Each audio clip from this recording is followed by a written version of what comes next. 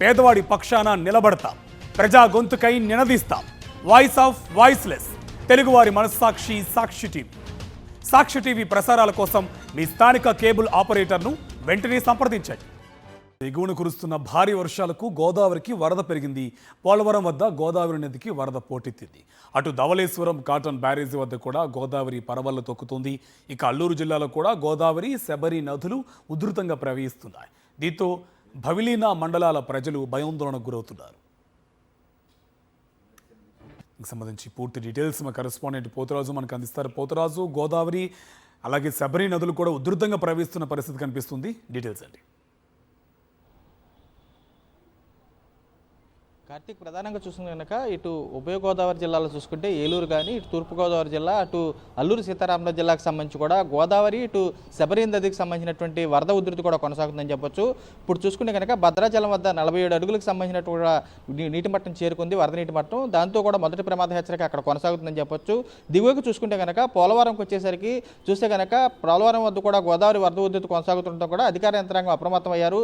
చూస్తే కనుక ఎగువ ఉన్నటువంటి స్పిల్వే వద్ద కూడా నీటి మట్టం చూసుకుంటే కనుక 32 అడుగులకు చేరింది. దిగువన ఉన్నటువంటి నీటి మొత్తం స్పిల్వే చూసుకుంటే కనుక 25కి సంబంధించినటువంటి మీటర్లకు సంబంధించినటువంటి నీటి మొత్తం కూడా ఉందని చెప్పొచ్చు. ప్రధానంగా చూసుకుంటే కనుక 8,75,000 క్యూసెక్ల నీటిని కూడా 48 సంబంధించినటువంటి రేడియల్ గేట్ల ద్వారా అధికార యంత్రాంగం దిగువకు విడుదల చేశారు. పూర్తి స్థాయిలో మరోవైపు ధవళేశ్వరంకి సంబంధించినటువంటి బ్యారేజ్ వద్ద చూసుకుంటే కనుక ఇటు నుంచి పోలవరం నుంచి కూడా దిగువకు కూడా వెళ్తుందని చెప్పొచ్చు. చూస్తే ఏలూరు జిల్లాకు సంబంధించి ప్రధానంగా ముంపు మండలాలు ఏతున్నాయో కుక్కునూలు, వేరేరుపాడుకు సంబంధించినటువంటి ముంపు మండలాల్లో కూడా వరద ఉధృతి రావడంతో కూడా ఎవరైతే పునరావాస కాలనీకి సంబంధించి కూడా తరలించేందుకు అధికార యంత్రాంగం ఏర్పాటు చేస్తున్నారని చెప్పొచ్చు.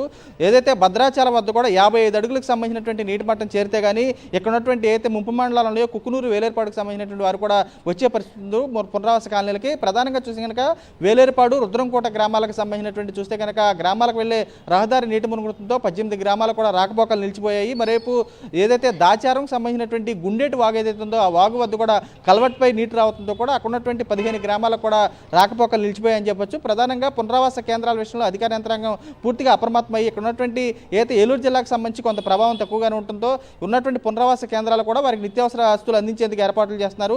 ఈ దిగువ చూసుకుంటే కనుక ఏదైతే ధవళేశ్వరం ఏదైతే కాటన్ బ్యారేజ్ ఉందో ఇక్కడ ఉన్నటువంటి ధవళేశ్వరంకి సంబంధించి కూడా వరద ఉధృతి పోలవరం నుంచి దిగువకు వస్తున్న తరుణంలో కూడా చూస్తే 7,93,000 క్యూసెక్ల నీరు దిగువకు వస్తున్న తరుణంలో అప్రమత్తం అయ్యారు. లంక గ్రామాలు ప్రధానంగా చూసుకుంటే అంబేద్కర్ కోనసీమ జిల్లాకు సంబంధించినటువంటి లంక గ్రామాలు ఏదైనా కనక్కేక లంక సంబంధించినటువంటి కాజువే ఇప్పటికే నేటి మునిగింది. అక్కడ ఉన్నటువంటి గ్రామాల వాసులు కూడా పడవ మీద ప్రయాణాలు చేస్తున్నారు. అటు చూస్తే కనుక ఇటు అల్లూరు సీతారామ జిల్లాకు సంబంధించి చూసుకునే కనుక అటు గోదావరి నది, ఇది శబరి నదికి సంబంధించినటువంటి ఉధృతి కూడా కొనసాగుతుంది. అక్కడ ఉన్నటువంటి గ్రామాలు ప్రధానంగా చూసుకుంటే అక్కడ ఉన్నటువంటి కోనవరం కానీ, చింతూరు కానీ, విఆర్పురంకి సంబంధించినటువంటి ముంపు మండలాలు ఏవైతే ఉన్నాయో ఆ ముంపు మండలాల బ్రాసులు కూడా పూర్తిగా భయం గుప్పిట్లో బతుకుతున్నారని చెప్పొచ్చు. ఎందుకంటే ప్రధానంగా చూసుకుంటే కోనవరంకి సంబంధించినటువంటి ఏరియాకి చూసుకుంటే కనుక కోనవరంకి సంబంధించినటువంటి భద్రాచలం కోనవరం జాతీయ రహదారిపై నీరు చేరినటువంటి పరిస్థితి కూడా ఉంది. నీరు చేరడంతో అక్కడ ఉన్నటువంటి ఏదైతే సంబంధించినటువంటి రాకపోకలు ఆంధ్రాకి కానీ, ఇటు భద్రాచలంకి సంబంధించి ప్రధానంగా ఉన్నటువంటి ఆంధ్ర, ఇటు తెలంగాణకు సంబంధించినటువంటి రహదారిపై కూడా నీళ్లు చేరడం కూడా అటు అంతరాయం కూడా ఏర్పడిందని చెప్పొచ్చు. చూస్తే కనుక